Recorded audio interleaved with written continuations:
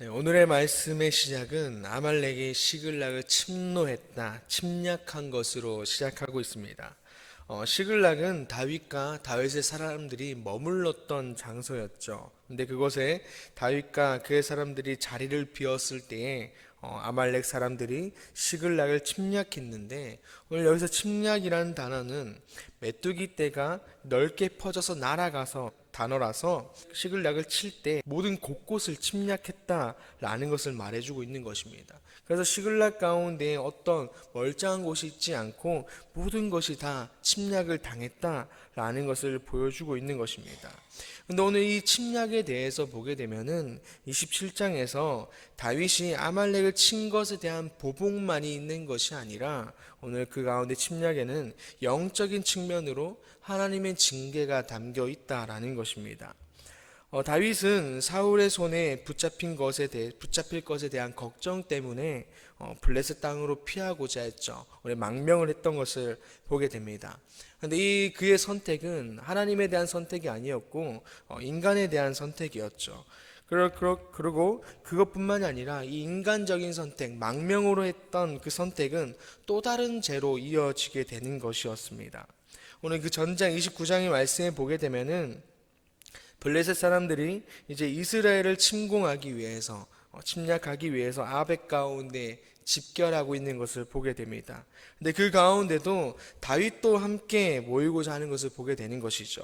그것은 바로 그 블레셋 왕 가운데 신임을 잃지 않기 위해서였다라는 것입니다. 그래서 결국에 그 왕의 신임을 잃지 않기 위해서 동적인 이스라엘과의 전쟁 가운데 함께 참여하고자 하는 그의 모습을 보게 된다라는 것이죠. 그의 망명된 그 인간적인 선택은 결국에 자신의 동족을 죽이고자 하는 그 전쟁 가운데까지 참여할 수밖에 없게 되는 그러한 잘못 가운데 이어지게 된다라는 것입니다. 그래서 이러한 잘못이 하나님 앞에서 징계의 대상이 되었다라는 것이 오늘 시글락 가운데 침략이었던 것입니다. 그래서 우리도 우리 삶에서 나의 생각, 나의 뜻으로 말미암아 행하고 싶을 때가 분명히 있을 것입니다. 그러나 오늘 말씀에서 보여주는 것처럼 나의 생각과 나의 뜻보다 하나님이 더 크심이라는 것을 인정함을 통해서 하나님의 생각과 뜻으로 걸어가는 우리의 삶이 되기를 소망합니다.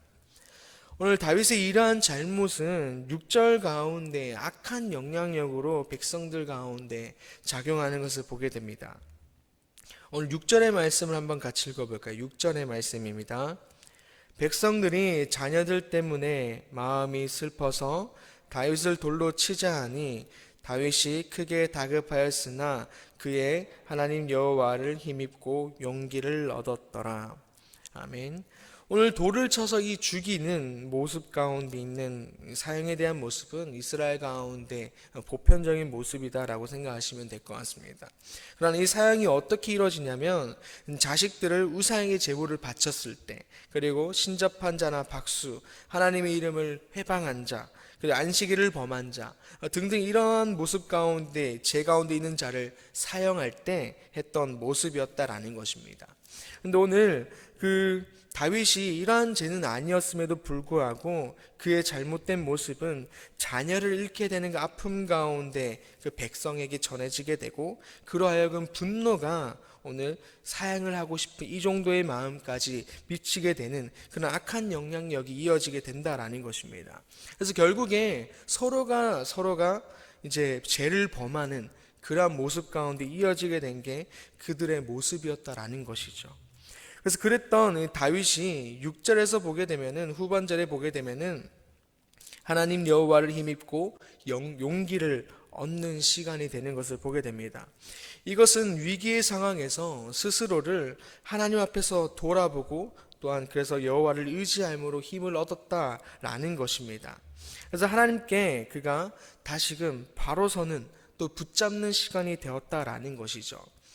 27장에서 30장, 오늘 그가 여호와의 힘을 입기 이전의 모습을 보게 되면은 다윗의 신앙 상태가 그리 좋지 않았음을 보게 됩니다. 그의 모든 선택은 인간적인 선택 가운데 있었던 것이죠. 그랬던 그가 오늘 이 시간 바로 서기 시작했다라는 것입니다.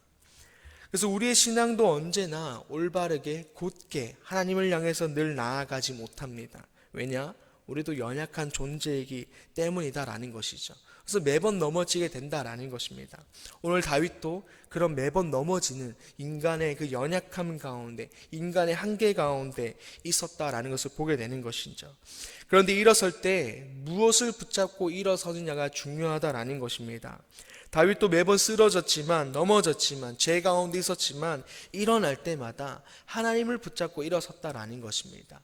그가 하나님을 붙잡고 일어설 때 그에 대한 모습은 조금씩 성숙해져 가는, 하나님 앞에서 완전해져 가는 그러한 자로 계속해서 나아가고 있다라는 것이죠. 그래서 우리들도 또한 넘어질 수 있지만 일어설 때 하나님을 붙잡고 일어서기를 바랍니다. 세상을 붙잡고 일어서는 우리가 아니라 이 시간 하나님을 붙잡고 일어나 다시금 하나님이 그 예비하신 길 가운데 다시 서는, 걸어가는 우리가 되기를 소망합니다.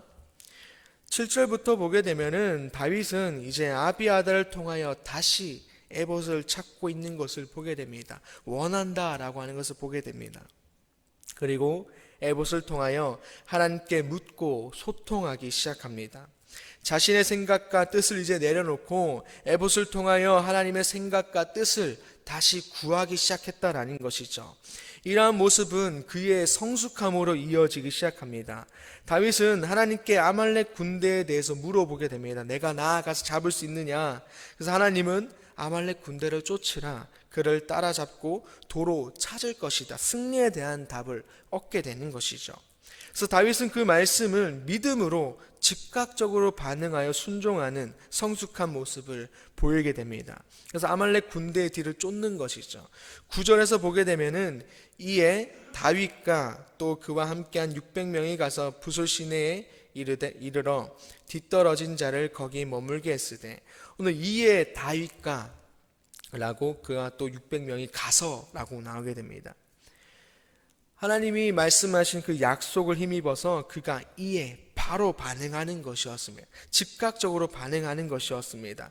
하나님의 말씀을 신뢰하고 승리의 확신을 가지고 오늘 그가 즉각적으로 하나님의 말씀에 응답함으로 움직였다라는 것이죠.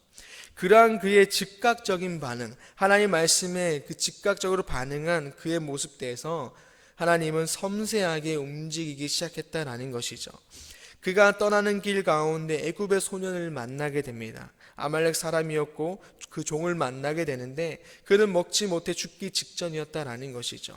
다윗을 만나서 생명을 회복하게 되고 또 소년을 통해서 다윗은 아말렉 군대를 손쉽게 쫓을 수 있게 되었다라는 것입니다. 그래서 그의 즉각적인 반응은 하나님이 보내신 소년을 만나게 되었고 또 하나님이 그 보냄을 통해서, 그가 만남을 통해서 또 생명을 살리기도 했고 또 아말렉을 순조롭게 쫓아 결국에 하나님 말씀하시는 승리까지 취하게 되었다라는 것입니다. 만약 다윗이 즉각적인 반응을 하지 않았다면 그 소년은 그 가운데 죽었을 수도 있을지도 모르고 또 만나지 못했을 것이고, 또한 승리에 대한 확신이 있었지만 승리의 더딤이 있었을 것이고, 혹은 승리가 있었지만 더딤을 통하여 인질로 붙잡혔던 그들 가운데 누군가 잃었을지도 모른다라는 것입니다. 하지만 그 하나님의 말씀의 즉각적인 반응은 결국 오늘 모든 것이 선하게 이루어졌다라는 사실이다라는 것이죠. 그래서 우리들도 하나님의 말씀에 즉각적으로 반응하는 모습이 필요하다라는 겁니다. 하나님의 말씀에 우리의 생각과 뜻이 들어가는 것이 아니라 온전히 하나님의 말씀에 순종함으로 즉각적으로 반응할 때 그 하나님의 선하심을 발견할 수 있게 된다라는 것이죠. 그러나 그 가운데에 우리의 생각과 뜻이 들어가게 되면은 하나님의 선은 발견할 수 없을 것이고 또한 하나님의 일을 방해하는 자로서 설 수 있다라는 것입니다. 그래서 즉각적으로 반응하라라는 것은 나의 생각과 뜻을 무시해라, 의미 없다라는 것을 말하는 것이 아니라 오늘 그가 하나님을 향한 신뢰한 믿음을 가지고 움직였던 것처럼 우리들도 마찬가지 하나님의 말씀 가운데에 그저 신뢰함으로 움직여라 라는 것을 말씀해 주고 있는 것입니다. 그 신뢰한 믿음으로 즉각적으로 하나님의 말씀에 반응할 때 나를 통해 이루실 그 하나님의 선하심을 경험하게 된다라는 것이죠. 그래서 우리들도 하나님을 향한 신뢰와 믿음으로 말미암아 즉각적으로 반응하여 나를 통한 그 하나님의 선함을 또한 신실함을 누리는 그러한 삶이 되기를 소망합니다. 이어서 다윗은 공동체 가운데 하나님의 그 통치, 하나님의 뜻을 실현하는 것을 보게 됩니다. 23절과 24절의 말씀을 한번 읽어보도록 하겠습니다. 함께 읽겠습니다. 다윗이 이르되 나의 형제들아, 여호와께서 우리를 보호하시고 우리를 치러 온 그 군대를 우리 손에 넘기셨은즉 너희가 이같이 못하리라. 이 일에 누가 너희에게 듣겠느냐?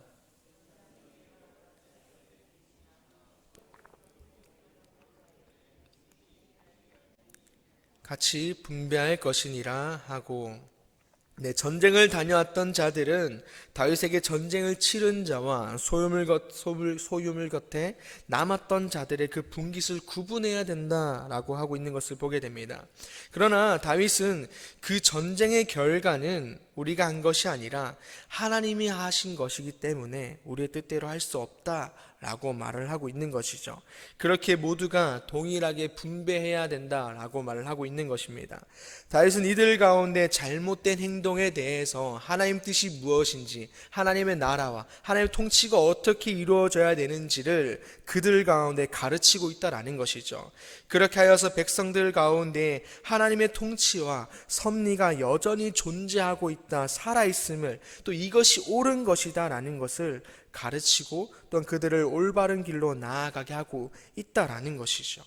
그래서 우리들도 우리의 삶의 자리에서, 또한 교회의 자리에서, 공동체의 자리에서 하나님의 통치, 즉 하나님의 그 기준을 가지고 선택하고 또한 판단하여서 그분의 뜻이 잘 흘러갈 수 있도록 해야 하는 것이 우리들의 모습이다라는 것입니다.